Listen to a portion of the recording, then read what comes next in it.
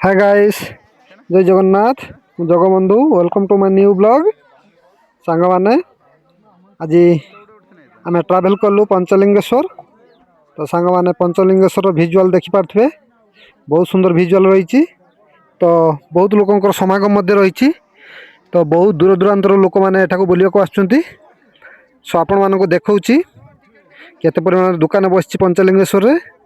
तो फाइनली आम महादेव दर्शन पर आसचु। सांग मैंने देखि पारथबे ता चारिपार्श्वर व्यू किमती भाव रही। तो बहुत सुंदर व्यू रही। तो सांग मैंने जदि आसी नाहंती निश्चित भाव में ट्रावेल करंतु, निश्चित भाव में बहुत खुशी लगे। पंचलिंगेश्वर को जीवा बाटरे बहुत प्रकार दुकान बसछि। तो देखि पारथबे भोगरागर दुकान, तो महादेवंकर फोटो दुकान, एमती किछि व्यू रही। तो लोक मैंने सबू जिनस किणाकिणी कर देखि पारथबे। तो आग को देखौछि पंचलिंगेश्वर संपूर्ण व्यू किभଳି रही।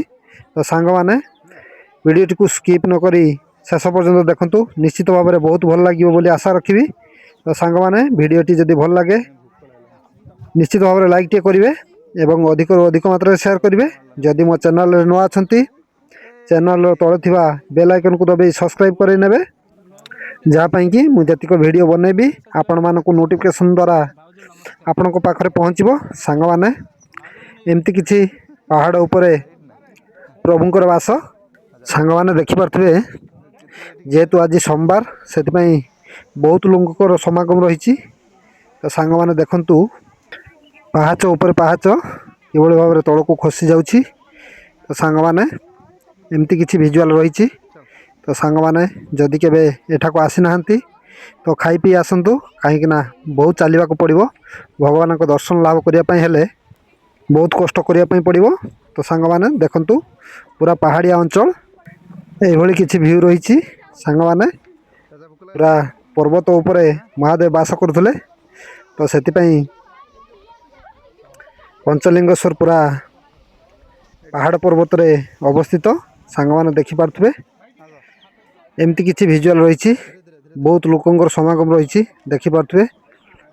वर्तमान शीत टाइम जेहेतु से देखि पारथबे केते लोकंर समागम रही एठिकी। सो सांग माने जो माने मो वीडियो देखुचंती सो समस्त को कहि रखिबी गोटे गोटे लाइक करंतु एवं चैनल को सब्सक्राइब निश्चित भाव में करे नेबे। कहीं एमती वीडियो आनिया पई केते जे कष्ट करिया पई जणे यूट्यूबर को ताहा जणे यूट्यूबर ही जाने। सांग माने एमती किछि विजुअल रही। पूरा तल को जीवाई पड़ो महादेव को दर्शन पाई। तो सांग माने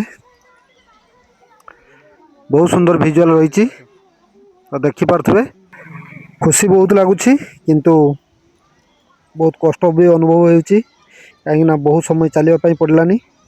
तो सांग माने एमती किछि व्यू रही। तो जदि केबे के आसी नाहंती तो वीडियो माध्यम देखंतु किभଳି भाव में पंचलिंगेश्वर व्यू रही। तो सांग माने आपण माने देखिया सहित जदि केही देखि नाहंती मो वीडियो को शेयर कर नियंतु। सो सांग माने आज प्रचुर परिमाण लोक मैंने आसचंती भगवान को दर्शन पाई। देखि पारथबे बहुत भीड़। तो पूरा पहाड़ अंचल रे प्रभु दंडायमान तांको दर्शन करने पाई बहुत दूर दूरांतर लोक मैंने आसचंती। देखंतु पार्श्व गोटे मंदिर अच्छे देखि पारथबे। तो एठी आमे दर्शन कलु। तो सांग माने एमती किछि विजुअल रही। सो देखंतु एवं एंजॉय करंतु।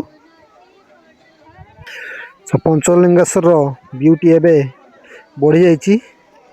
तो सौंदर्य रे परिपूर्ण ये पंचलिंगेश्वर मंदिर। तो सांग माने निश्चित भाव में विजिट करंतु, जानि परिबे जे आगरु जे भलिया थिला तो एबे पूरा नूतन आकार रे रूपांतरित होई बहुत सुंदर देखा जाउछि एठाकार व्यू। जदि मो वीडियोटी आपण मानकु भल लागे निश्चित भाव में लाइक टे करे नेबे। तो आज वीडियो को मुझे ये रखुची, पुणी देखा नुआ एक वीडियो रे। रहुची। जय जगन्नाथ।